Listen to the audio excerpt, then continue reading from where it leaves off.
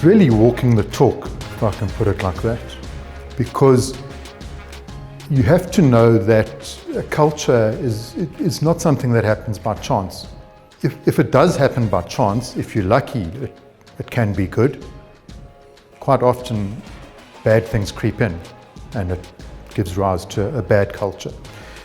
Culture, I think, is something that is by design, or it should be by design. And if it is by design, you can pinpoint the behaviors that you want people to mirror. We can talk about rewarding people for displaying those behaviors and recognizing them for doing so. We can talk about nuancing things, and whether it's in communication, whether it's in what's visible, whether it's in the printed material that you put out, that can influence things to mimic the culture that you want to be to the fore. I think not being mindful about what your culture is and allowing it to be eroded, and I think it can happen quite quickly.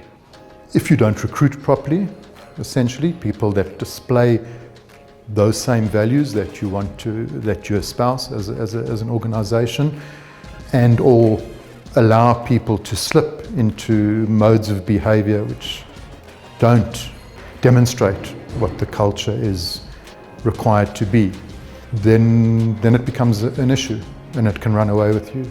It's not always a good thing. There can be a toxic culture.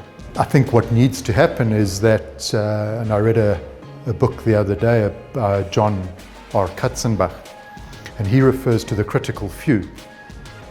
And it's critical few on one hand with regards to those aspects or those cultures, if we can call them that can really affect your business and how it runs, versus those that are maybe secondary items or issues. And also critical few with regards to the fact that if you want to change an existing culture, if there is a culture that's not conducive to the company operating correctly, it's not that difficult to do. He refers in that regard to the critical few, in that you can find certain influences in the business, get them on side, and get them saying the right things and doing the right things, and then drive that cultural change that you want to see. I think our main thrust is to ensure that we empower our people to be able to deal with our guests in a very effective manner. So that includes obviously us placing our trust in them and allowing them to essentially run with their idea of how something needs to be handled. To that end, we like to say we give people an A up front. So we're going to assume that you're going to do the right thing.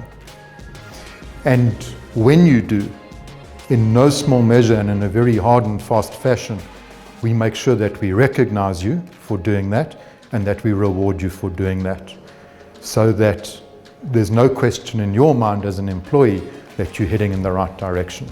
And it gives people that confidence to deal with things on their own without necessarily having to constantly go back for affirmation or confirmation about the course of action that they're taking. What would be the culture that we would prefer to have here?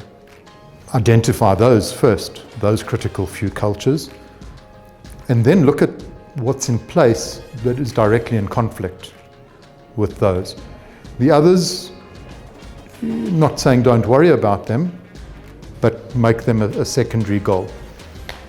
Go for those that are directly in conflict with what you want to achieve, and look for people in the organization who have the influence, that you can put it to them how they would be better served, what's in it for them, how the company would be better served if the culture that you wish to have in place were in place. Start working on them, start doing things that would support that culture in word and deed. And then I think you could slowly turn that toxic culture around.